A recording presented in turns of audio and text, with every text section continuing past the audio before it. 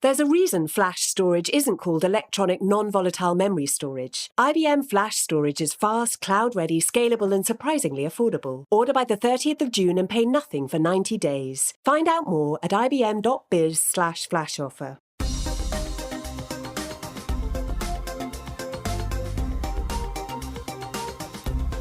Hi, I'm Adam Shepherd. And I'm Jane McCallion. And you're listening to the ITPro Podcast. Now this week we've got a bit of a special episode. Rather than our usual format, we are going to be spending the entire episode doing a deep dive on Microsoft's Build developer conference and all of the news that they announced at it. Yes, and this is something that you should certainly know, Adam, because the 50 announcements was something that you covered last night. And 50 plus, thank you very much. 50 plus. And let me just say that, as somebody who has maybe been faced with 20 announcements and gone away and had a little cry in a press room, I admire you as a fellow journalist. Yeah, it's been a bit of a monster conference for announcements. There were updates across Microsoft's entire software stack, everything from Azure to Windows to the newly rechristened Microsoft 365. It was a bit of a bumper haul for developers. Now, of course, usually Microsoft's annual Build conference takes place in Seattle, with developers flocking to the city and packing into various auditoriums and seminar rooms. But of course, this year that's not really an option. No, so as with so many, Microsoft has gone virtual with its annual conference, and I guess that kind of facilitated the ability to make 50 announcements all in one go. Plus, they managed to gather a truly staggering amount of registrations for the conference. They had over 100,000 registrants, which makes it by far the biggest build they've ever done. That's not surprising because, of course, there'll be people attending in inverted commas who wouldn't normally be able to get over there or perhaps couldn't afford even the price of entry. So, it's definitely one of the benefits of virtual conferences is that you get a wider audience, definitely. Absolutely. And of course, all the sessions and seminars and whatnot are available to view on demand post the conference, which is very useful for people perhaps in different time zones that can't watch it live at 4 a.m. local time or whatever. So give us an overview of how the keynote went. I assume that it opened with Satya Nadella, the company's CEO. Yeah, it did. Satya Nadella opened the conference by obviously highlighting the unusual circumstances for this year's Build, as well as talking about the role that technology is playing in fighting the coronavirus pandemic. He highlighted the innovative use of technology of organisations like the NHS and various hospitals and research organisations that are helping to fight the disease, as well as Microsoft's role in supporting those efforts through things like HoloLens deployments, use of cloud resources, that kind of thing. Yeah. So let's dig a little deeper into some of the announcements. And the first one that I'd be interested in hearing a bit more is responsible machine learning. Now, our colleague Dale Walker recently wrote something about Microsoft's responsible AI initiatives, which are partly in response to the car crash that was AI in the ITPro 2020 magazine, which we will leave a link to in the show notes. But this seems to be focused more on machine learning, is that right? Yeah, that's right. So Microsoft has unveiled a number of new products and initiatives to help fuel the responsible development of AI, which is one of its big talking points at the moment. In terms of the technical side of things, most of the announcements focus around the explainability and traceability of AI models. So they've released new tools that essentially help engineers and AI developers to interpret and explain the decisions that AI models make, which is hugely important for the ethical development of AI and essentially being able to root out unconscious bias in machine learning models. For more on this, you can listen to our previous podcast episode with Professor Mark K. Smith on the dangers of AI development, or the dangers of irresponsible AI development, I should say. Yeah, I mean, cracking open the black box is becoming an increasingly important thing in AI. Earlier on in development, it wasn't really seen as a problem, whereas I think increasingly large companies are recognizing, following various scandals normally, that they need to have explainable AI. And it seems very much like Microsoft is leaning in heavily on that. Yeah, for sure. They're doing a lot of work around making sure that responsibility and ethics effectively are baked into the DNA of not just machine learning models themselves, but of the companies and departments that are developing them. Yeah. So as part of that, they've also released kind of frameworks and documentation for companies who are developing AI, essentially to allow them to lay out in very clear language what an AI or machine learning model is for, what its purpose is, how it's going to be developed, how it's going to be implemented, so that everyone is clear on the purpose and the guidelines to stop AI models experiencing scope creep and that kind of thing. They've also released audit trails for machine learning models so that companies can track all the assets that have gone into a machine learning model in terms of things like data sets and whatnot. And carrying on the theme of AI, there's also something called Microsoft Bot Framework, which is generally available. So what's this then? So the Microsoft Bot Framework is, well, essentially it's what it sounds like. It's a technical framework for developers to use when developing chatbots and that kind of thing. So they have now released the Microsoft Bot Framework Composer into general availability. And what this does essentially is takes all of the, or a good chunk of the technical legwork out of setting up a bot in terms of the, infrastructure and scaffolding, if you like, that are used to set them up. And this allows researchers and engineers essentially to focus on the dialogue, on the conversational element of chatbots, and to work on getting that right rather than having to spend a lot of time worrying about how the actual mechanics of it work. So, yeah, speeding along the development of nice, helpful little bots that you might find on any given website. In fact, you're increasingly seeing them all over the place. Indeed. They've also released an SDK for Teams, allowing companies to quickly build bots specifically for Microsoft's collaboration software, which will hopefully improve its flexibility as more bots are added to the library over time. Do you think in general this is going to push kind of more towards I can't think of a more sensible or less cringy phrase for it than a bot-enabled world? But you get, I've tried to avoid other cliches like proliferation and all that kind of thing that we're just so intent on using all the time in the tech industry. But yeah, just kind of more bots, more helpful bots, and that kind of thing. Yeah, absolutely. One of the big trends in terms of bot development specifically, as well as app development in general, is the rise of low-code, no-code platforms, which allow people who maybe don't have technical skills in terms of coding or programming and that kind of stuff to build, simple bots and applications through interfaces like drag and drop menus and that kind of thing, without having to actually go in and plug everything together in terms of the actual code. And that makes it super, super easy for companies to develop just little kind of in-house, internal applications or chatbots for their own kind of Slack instances and whatnot that aren't necessarily going to be rolled out on a public basis, but just help staff get things done that little bit quicker. And I think the more of these tools that are out there and are easily accessible, the more they're going to be used and adopted by the enterprise community at large. Yeah, I think it's kind of interesting. This is almost what coding is moving towards, like slightly more generally.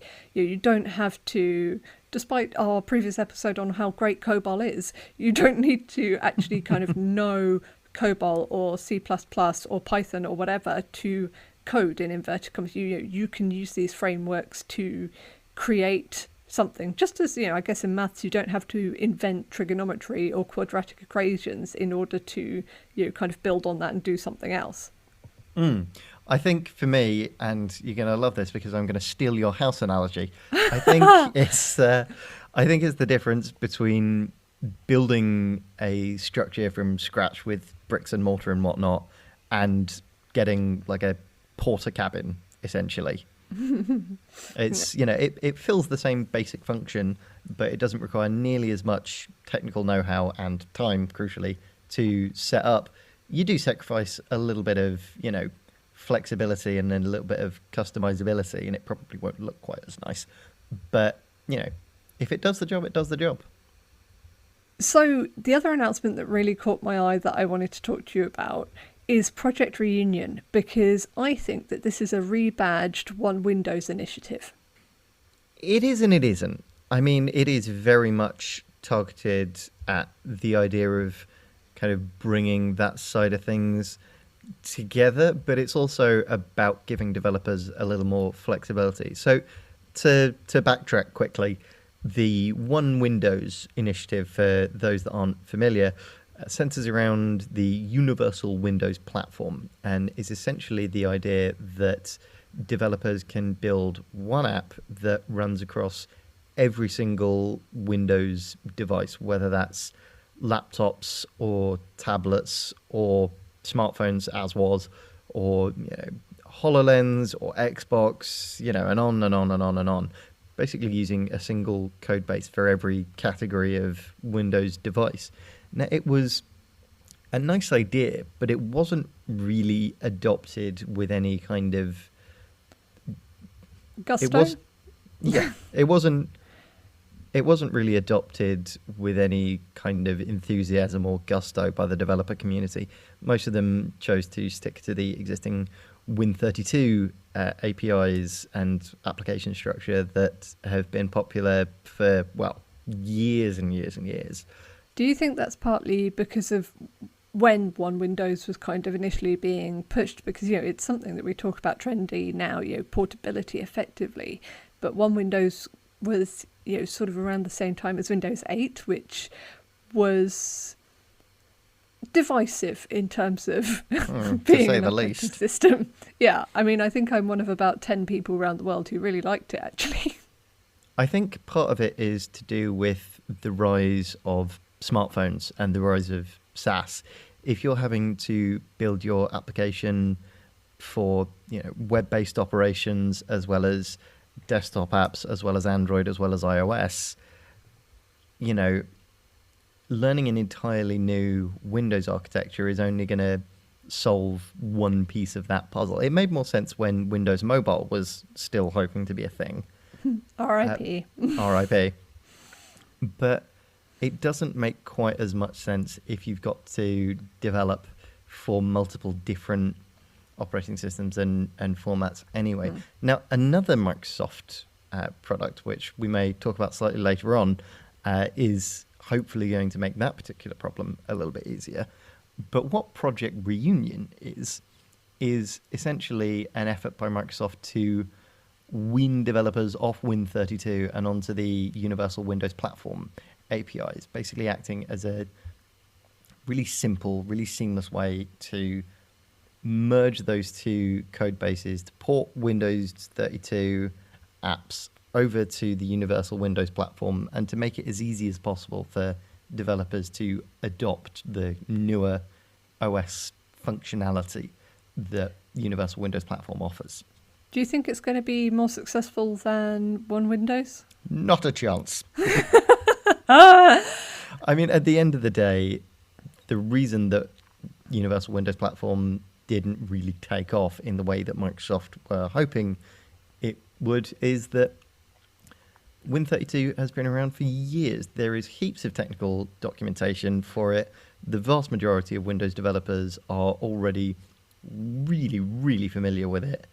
And, inertia is a powerful force. If you're not giving them a good reason to, learn a whole new set of APIs and refactor all their existing applications, then, they're not going to want to do it. And being able to run your app across, a handful of extra device classes for most developers isn't really going to be much of a sell. If they somehow manage to get UWP running, natively across, say, Android as well, that'd be something worth taking note of. But honestly, UWP just isn't enough of a draw, I don't think, for most developers to spend any real time in adopting. Now, this might encourage a bit more uptake if it makes the process,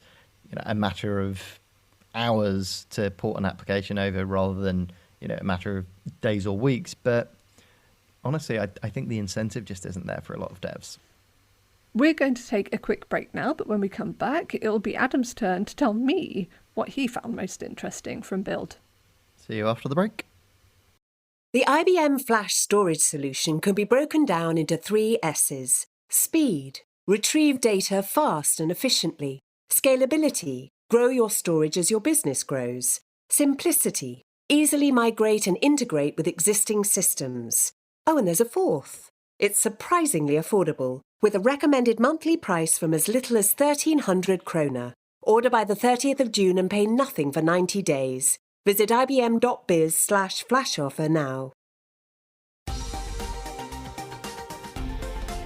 Welcome back. Now, Adam, obviously you were the one tuning in, so it feels only appropriate that you should get to tell me about some of what you thought were the most interesting and important announcements. Yeah, there was quite a lot of really cool stuff at this year's Build. Most of the announcements centered around Azure and the various subcategories within Microsoft's public cloud platform. And just as a sidebar, Microsoft does a lot of stuff. Like you may think that you are familiar with Azure, but chances are there is a lot of subcategories and little niche products within Azure that you had no idea existed.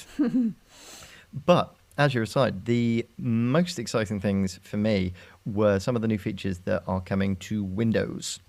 The first of these for me is the brand new Windows Terminal, which essentially is a new command line interface program for Windows, rolling in the functionalities of the standard command line, PowerShell, all those kind of tools into one extremely customizable and flexible feature. So it now features tabs. It now features the ability to split Windows into different panes. You can add backgrounds and GIFs. It supports emojis for the first time. And my personal favorite feature, there is a retro setting which changes the text to glowing green and adds CRT style scan lines. How cool is that? Hadn't that died before you were even born? Are you getting all this excitement off watching telly? I mean, not entirely, just mostly. So the advantages of this then are what, the customizability or the fact that it's kind of in a nice package? So there are a number of advantages. Firstly, it looks cool as hell. But aside from that, there is a lot of flexibility. Aside from the visual customization, you can also have multiple different profiles within the new Windows terminal.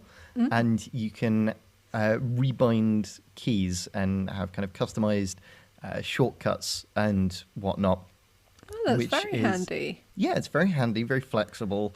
And you can have separate key bindings and shortcuts for each profile. So if you've got, separate shortcuts for when you're working with, Ruby or Linux or, whether you're coding in C# or whatever, you can have different shortcuts for each, for each profile, for each language, which is very handy. Yeah, I mean, even as somebody who doesn't really do any of those things, I'm kind of getting vaguely excited about how useful it sounds. It also supports all of the command line stuff that Microsoft has under its umbrella. So that includes PowerShell, that includes a standard command line. It also includes Windows Subsystem for Linux, which is very cool. And that has had a number of upgrades itself. So tell us about that, because I'm still, one of those people, I'm sure I'm not alone amongst our listeners as well, who, you still think in terms of the rivalry that there was between, Windows, Linux, Mac. And so to see Windows and Linux playing nicely, even though they've been doing it for a while, is always kind of of interest to me. Yeah, that rivalry, certainly as far as Windows and Linux goes, is definitely no more. So the second version of Windows subsystem for Linux, which will henceforth be referred to as WSL, is coming in the May Windows update. And it includes new distros that run on top of a genuine Linux kernel running in a lightweight VM, which means they have full compatibility essentially with quote-unquote genuine Linux distros, which is very handy. Not only that, though, later this year, we will be getting GPU acceleration for WSL, which means that anyone that wants to use Linux on Windows to run things like machine learning and AI training models can do so with the full power of their system's GPU, which previously they were not able to utilize. In addition to that, Windows Subsystem for Linux is finally getting support for graphical apps. Previously, you could only use Windows Subsystem for Linux to run command line apps, essentially. Oh man, come on! Come on, that's just... I'm amazed that you're telling me that that's like, oh good, it's getting, what? It's just blown my mind slightly that didn't have like graphical support previously. Well, you say that, but it's essentially a fully featured Linux distro running natively on top of Windows. You don't need to dual boot. You don't need to kind of fire up a third-party VM program to run your stuff. You can just click a button and, spin up a Linux distro in seconds running, GIMP or, any number of Linux products and Linux applications. Now, the possibilities are, virtually endless. And for developers, this is, I suspect, going to be huge news. Anyone that was previously switching between Linux and Windows machines in order to do work stuff or between work and home, there's a very good chance that now you won't have to do that and that you can just use one machine for everything, no matter what you're doing, which is incredibly exciting. Yeah, I was going to say, once again, useful. This is all excitingly useful rather than just shiny announcements. I mean, there are a couple of shiny announcements. There's 2 new Power Toys features, for example. But yeah, the majority of the stuff announced this year is very nuts and bolts focused. It's all very practical stuff. On the Azure side, there's tons of announcements that are clearly geared towards enterprise functionality and traceability and compliance, security, all that kind of stuff. Multi-cloud management, that kind of thing. But even on the developer-centric side, it's all stuff that will help you get stuff done faster and easier rather than, bells and whistles, effectively. I mean, the most bells and whistles-y product is Windows Terminal, and that's still functional as hell. There's something that I want to ask you about as well, which I hope isn't too emotionally raw for you as a former Wunderlist user. But shall we talk about Microsoft Lists? We shall, because I'm actually very excited about this. Oh. I am, yeah. So for those of you that may not be aware, Wunderlists is a list-making productivity app which Microsoft bought in 2015 and then almost immediately announced that it was going to be closing down. Now, it took 5 years to do so. It only just a couple of weeks ago shut off the servers for Wunderlist. But it's now announced a new addition to the Microsoft 365 product family in the form of Microsoft Lists, which may sound like a fairly cut and dried to-do list app, but it absolutely isn't. I was going to say, is this not, so it's not just a Wunderlist by any other name? It's not, because Microsoft already has Microsoft To Do, which is basically that. What this is a souped up, steroid-infused hybrid of project management software, to-do list software, calendar management, and just about every other productivity-focused application you could care to name. It looks insanely flexible. You're setting me right on edge, because you're saying the word flexible here, but what I'm hearing is complicated. By the looks of it, and it's not fully out yet, it's going to be going into general availability later this year. But what it looks like is it is as simple or as complicated as you would like to make it. So if you do just want to use it for, keeping track of your shopping, or just, having a list of what tasks you need to get done at work that day, you can do. But equally, if you want to use it to, delegate tasks when planning an event and have them scheduled for specific days and have them, linked to rules-based systems that notify other departments when they're completed. And, if you want to hook them into Outlook and SharePoint and all of this kind of really in-depth functionality, you have that option. Genuinely, it looks like a bit of a game changer for organizations that are Microsoft customers, but who are also using tools like Jira or Basecamp or Trello to manage their productivity. Because if I was a project management software vendor, I would be potentially a little bit worried by this news, because it looks like that kind of software and then some. We'll know more, of course, when we can actually get our hands on it later this summer, but it certainly looks like one of the most exciting new Microsoft apps for a very long time. Well, I look forward to being proven wrong or right. So overall, how would you sum up your virtual experience of Microsoft Build? This year's Build was an interesting one for sure, even aside from the fact that it's the first virtual build ever. Microsoft is very clearly aiming at AI and collaboration as its main kind of focus areas going forward. Many of the announcements, understandably, were focused on its Teams collaboration software and adding more flexibility to that. There were a bunch of new AI development tools, some of which we've touched on in this conversation. But overall, Microsoft shows absolutely no signs of slowing down in terms of the pace of its technological development and the breadth of tools that it is giving enterprise developers in particular to take their organizations further into the cloud. Well, thanks for cluing me in on everything that happened at Microsoft Build this year. You're very welcome. You can find links to everything that we've spoken about today and more in the show notes, and even more on our website, www.itpro.co.uk. You can also follow us on Twitter at ITPro, as well as on Facebook and LinkedIn. And don't forget to subscribe to the ITPro podcast on Apple Podcasts, Spotify, Stitcher, or wherever else you find podcasts to never miss an episode. Also, if you haven't yet got your tickets for ITPro Live, you can register for your free tickets at live.itpro.com. We'll be back next week with more news and analysis from the world of IT. Until then, goodbye. See you later.